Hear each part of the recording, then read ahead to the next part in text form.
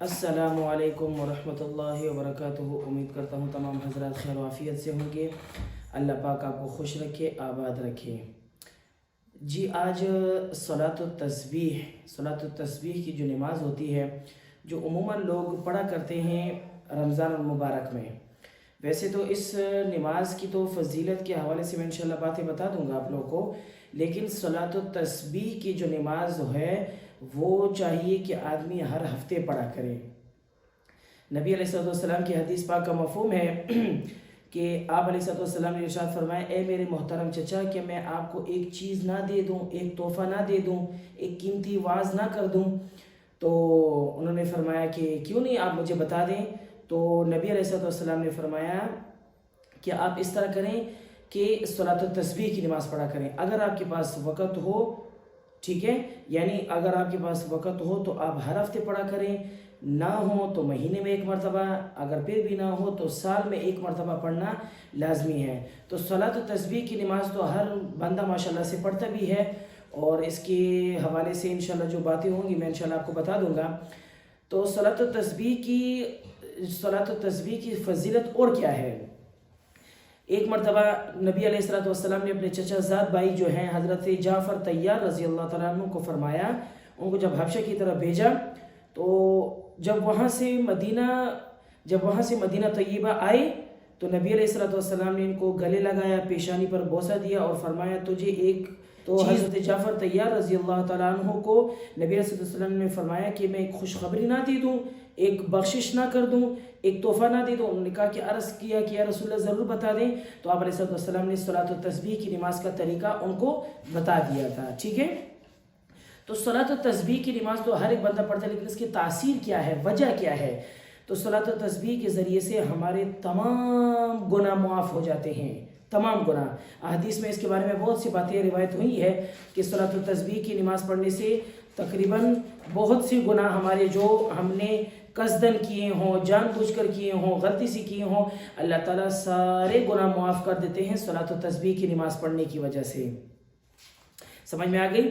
اور دوسری بات یہ کہ بڑے گناہ تو جو ہیں، بڑے گناہ وہ تو ہے ہی ہے، لیکن بڑے گناہ بغیر توبہ کے معاف نہیں ہوتے، وہ اللہ سے توبہ کرنی پڑے گی اس کے لیے۔ لیکن احادیث میں جو گناہ کا جو ذکر ہوا ہے اس سے مراد چھوٹے گناہ ہیں، بڑے گناہ بغیر توبہ کے معاف نہیں ہوں گے۔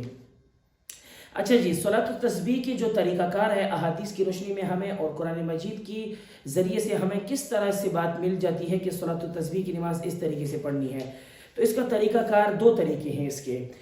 ایک طریقہ کار اس کا یہ ہے کہ آپ 4 رکعت نماز پڑھ لیں۔ 4 رکعت نماز میں پہلی رکعت میں جب اللہ اکبر کہہ کے ہاتھ باندھ لیں، سبحانک اللہم و بحمدک، پھر اس کے بعد اعوذ باللہ من الشیطان الرجیم، پھر اس کے بعد سورہ فاتحہ، پھر اس کے بعد کوئی سورت، پھر اس کے بعد 15 مرتبہ یہ دعا پڑھنی ہے۔ کون سی دعا ہے؟ سبحان اللہ والحمد للہ ولا الہ الا اللہ واللہ اکبر، ٹھیک ہے۔ تیسرا کلمہ جو ہے وہ ہے، تو بعض روایت میں تو واللہ اکبر تک آیا ہے، بعض روایت میں ہے کہ واللہ اکبر ولا حول ولا قوت الا باللہ العلی العظیم۔ جو پوری پڑھنا چاہے وہ بھی ٹھیک ہے، اگر جو واللہ اکبر تک پڑھنا چاہے وہ بھی ٹھیک ہے۔ تو طریقہ کار کیا ہے کہ 15 مرتبہ ادھر ہی پڑھنا ہے رکوع جانے سے پہلے، پھر اس کے بعد جب رکوع سے کھڑے ہو جائیں، رکوع میں جب جائیں، رکوع میں جانے کے بعد سبحان ربی العظیم کے پڑھنے کے بعد 10 مرتبہ، پھر جب کھڑے ہو جائیں سمیع اللہ لمن حمیدہ پڑھنے کے بعد پھر 10 مرتبہ، پھر جب سجدے میں جائیں سبحان ربی الاعلیٰ پڑھنے کے بعد 10 مرتبہ، پھر جب بیٹھ جاتے ہیں جسے جلسہ کہتے ہیں ادھر 10 مرتبہ، پھر جب دوسرا سجدہ کریں، سمجھ میں آئی، دوسرا جب سجدہ کریں سبحان ربی الاعلیٰ پڑھنے کے بعد 10 مرتبہ، پھر اللہ اکبر کر کے بیٹھ جائیں، کھڑے نہیں ہونا، پہلی رکعت ہے لیکن اس میں بیٹھنا ہے، تو بیٹھ جائیں، جیسے بیٹھ جاتے ہیں تو وہاں پر پھر 10 مرتبہ اور پڑھنا ہے، پھر بغیر اللہ اکبر کیے کھڑے ہو جائیں۔ تو یہ پہلی رکعت ہو گئی، اسی طرح دوسری رکعت، تیسری، چوتھی، اس طرح کی 4 رکعت آپ پڑھ سکتے ہیں صلاۃ التسبیح کی نماز کے لیے۔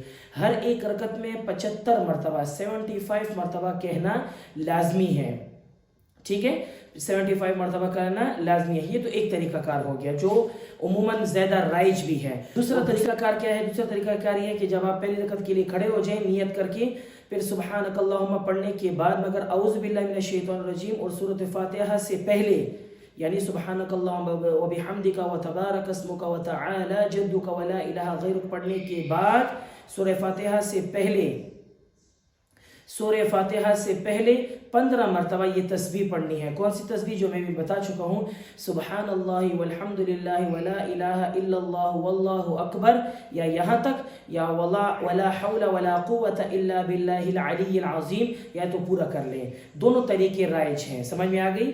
تو یہ دونوں طریقے ہیں۔ دوسرا کہ یہ کہ سورہ فاتحہ سے پہلے 15 مرتبہ، ٹھیک ہے، سورہ فاتحہ سے پہلے یعنی الحمدللہ رب العالمین پڑھنے سے پہلے 15 مرتبہ یہ تسبیح پڑھنی ہے۔ پھر اس کے بعد اعوذ باللہ من الشیطان الرجیم، بسم اللہ الرحمن الرحیم، اور سورہ فاتحہ اور کوئی سورت پڑھ کر رکوع میں جانے سے پہلے 10 مرتبہ۔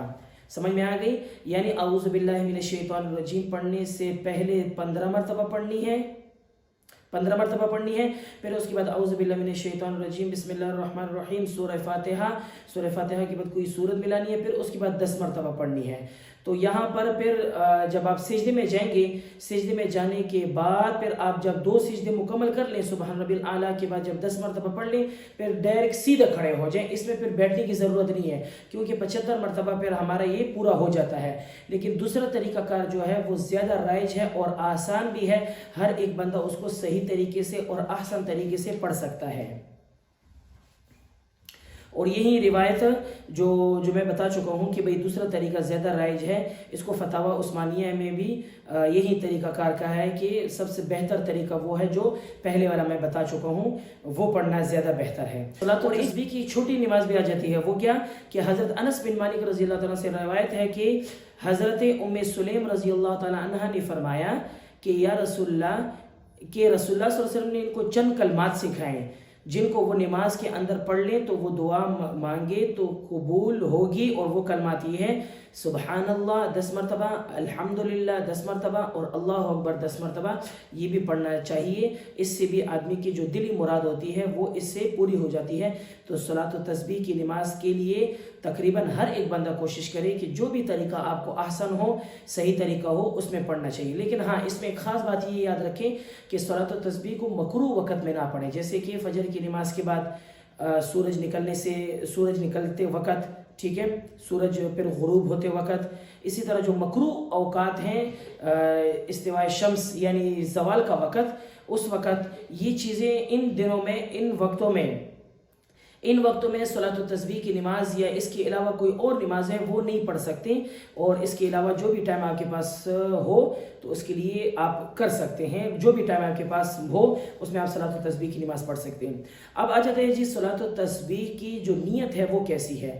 صلاۃ التسبیح کی نیت اس طرح ہے کہ یہ اے اللہ میں آپ کی رضا کے لیے صلاۃ التسبیح کی 4 رکعت ادا کرتا ہوں، اللہ اکبر، بس، کیونکہ اس میں کوئی امام ہوتا نہیں ہے، اور صلاۃ التسبیح کی نماز کوئی جماعت کے ساتھ بھی نہیں ہوتی، ٹھیک ہے، یہ بھی طریقہ کار صحیح ثابت نہیں ہے۔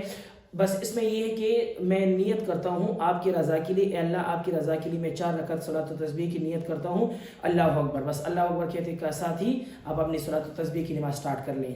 تو یہ صلاۃ التسبیح کے حوالے سے میں نے کہا چلو آپ کو کچھ قرآن و حدیث کی روشنی سے آپ کو کچھ بتاتا چلوں۔ تو صلاۃ التسبیح کی نماز خود بھی پڑھیں اور اوروں کو بھی دعوت دیں، اس ویڈیو کو زیادہ سے زیادہ شیئر کریں اور لائک اور کمنٹس لازمی دیں۔ اللہ پاک میرا اور آپ کا حامی ناصر ہو۔ السلام علیکم ورحمۃ اللہ وبرکاتہ۔